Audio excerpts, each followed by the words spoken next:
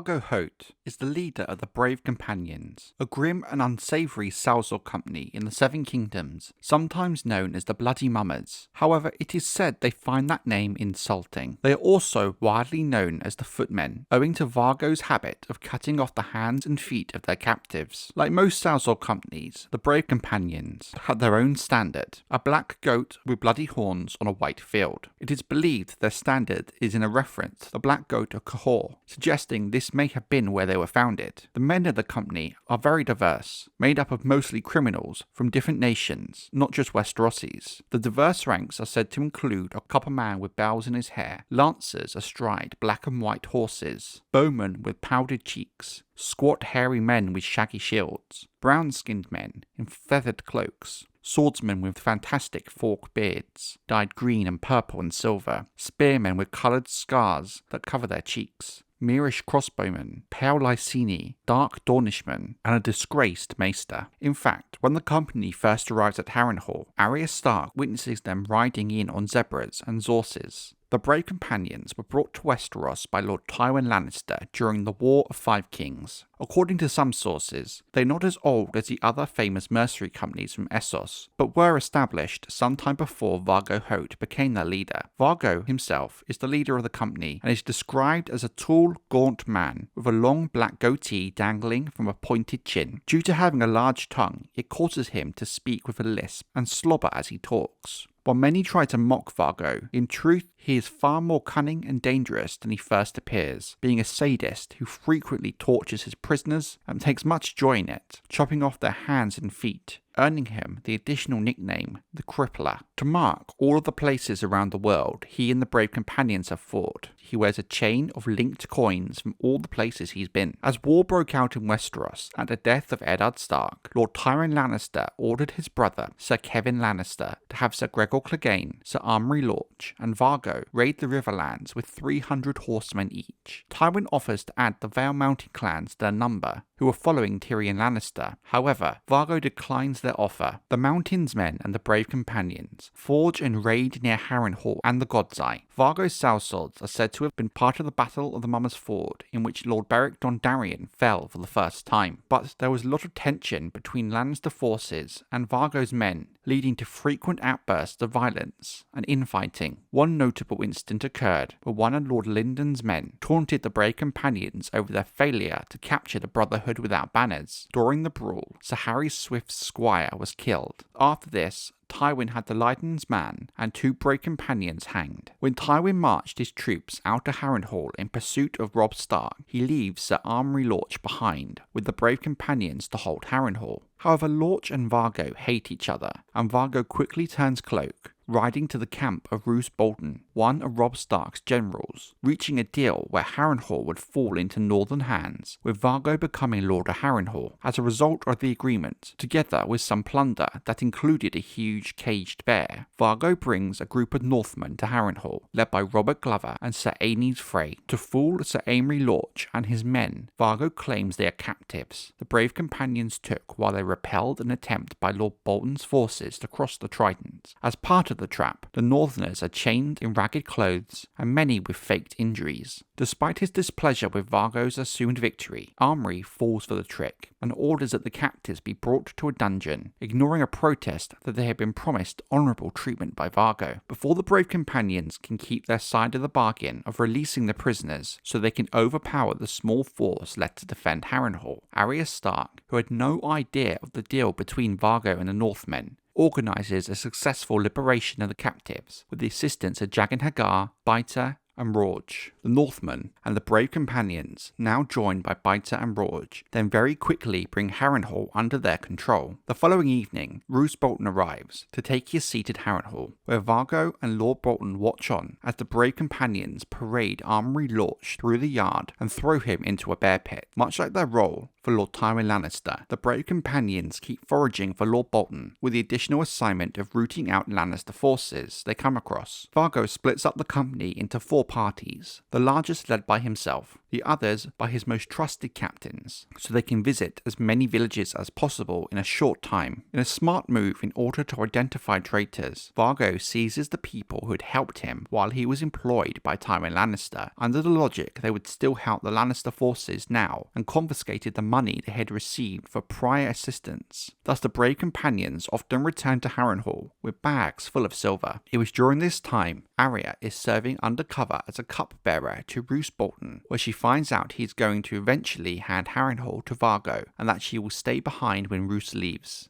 Not wanting to be left with Vargo and the bloody mummers, Arya flees from Harrenhal, taking Hot Pie and Gendry along with her. During the events of A Storm of Swords, at least 4 brave companions are sent in pursuit of Arya Stark, but the sellswords are killed by a wolf sometime after the Battle of the Blackwater and successful defence of King's Landing by Lord Tywin Lannister. Vargo and his men are fearful of his vengeance and are worried that Roose Bolton will switch sides from the Starks to Lannisters. After Sir Jaime Lannister and Brienne of Tarth are captured near Maidenpool by the mummers, Vargo has one of the mummers cut off Jaime's hand as a message to his father and to dishonour Roose in the eyes of the Lannisters. Vargo also hopes to gain in marriage the hand of Alice Karstark, offered by Lord Rickard Karstark, to whomever brings the Kingslayer, which would give Vargo the chance to become Lord of Carhol and get him far away from the wrath of Lord Tywin. But the plan does not exactly work for Vargo. A displeased Roose still intends to leave Harrenhal to Vargo. But the truth is that Roose knows that Tywin is certain to retake the castle and punish Vargo for being a turncloak and maiming his son. After attempting to ransom Brienne back to her father, Vargo refuses to accept Lord Selwyn Tarth's offer for Brienne, as he expected to be rewarded with sapphires. After sending Jaime on to King's Landing, Roose marches north to the Twins for the wedding of Lord Edmure Tully and Rosalind Frey. At Harrenhal, Vargo tries to force himself on Brienne,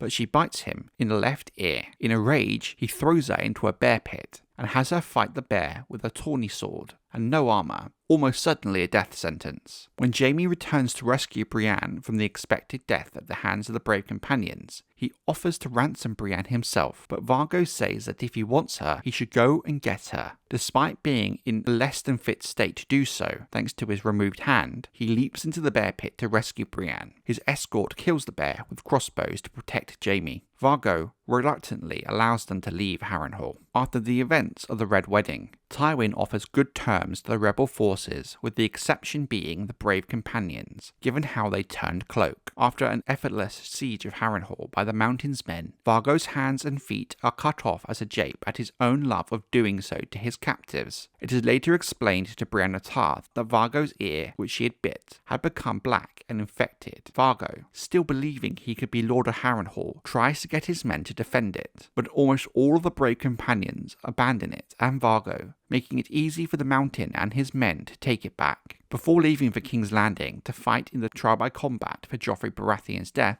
the Mountain finally kills Vargo. Later, when Jaime Lannister stops at Harrenhal on his way to the siege of Riverrun, he commands to be shown Hoat's head. He is told that Vargo was found alone in the Great Hall, half mad due to his infection from his bitten ear. The Mountain, to mock Vargo's love of dismemberment, first cut off his hands, and then his feet, and then his limbs, slowly over time, keeping him alive. The cut off parts of Vargo were fed as roast goat to northern prisoners as well as Vargo himself. Jaime later throws Vargo's head in the God's Eye. After the death of their leader, and in the aftermath of the war, many of the brave companions become bandits and vagabonds. One particular group, led by Rorge, when a dragon her guards fellow prisoners freed by Arya, burns and slaughters during a raid on the Salt Pans. Because Rorge wears the infamous helm of Sandor Clegane, these deeds are attributed to the Hound. When Brienne comes across some of the companions in her travels, she kills 3 of them. Rorge and Biter are later killed in a confrontation with Brienne at the Inn of the Crossroad. A small number of the companions remain on the run. Their maester,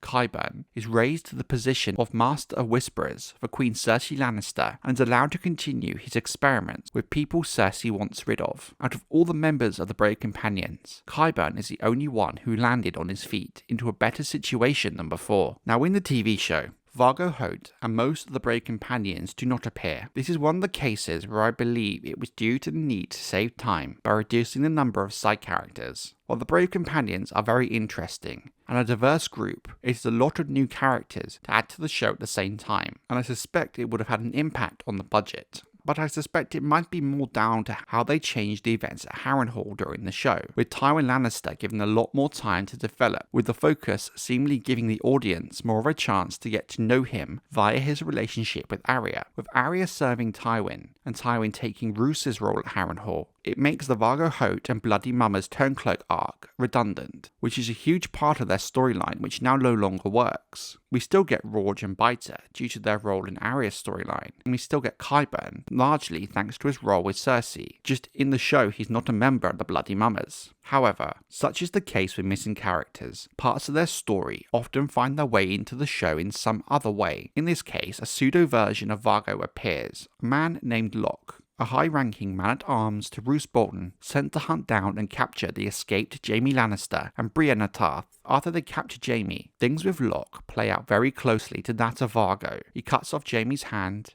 and later throws Brienne into a bear pit. Apart from those actions, the two share very little in common when it comes to character and mannerisms. Locke is a very stripped-back version of Vargo. Now, as Locke never betrays Tywin, the way in which his character is handled later in the show is very different. Instead of being killed by the Mountain and his men in Harrenhal, Locke is sent to the Wall by Roose Bolton to join the Night's Watch with the goal of heading north of the Wall to capture Bran Stark. Locke does get the chance to go north of the Wall, taking part in the attack on the Night's Watch deserters at Craster's Keep. During the battle and attempt to kidnap Bran, Locke is killed breaking his neck, so Locke had a very different end to Vargo. In truth, I'm not a huge fan of the addition of Locke, and I find Vargo much more interesting. I think his role in Season 3 at Harrenhal with Brienne and Jaime is fine for the most part, and it does help serve Vargo's role in the story, but ultimately I think after Harrenhal is where Locke's character should have ended.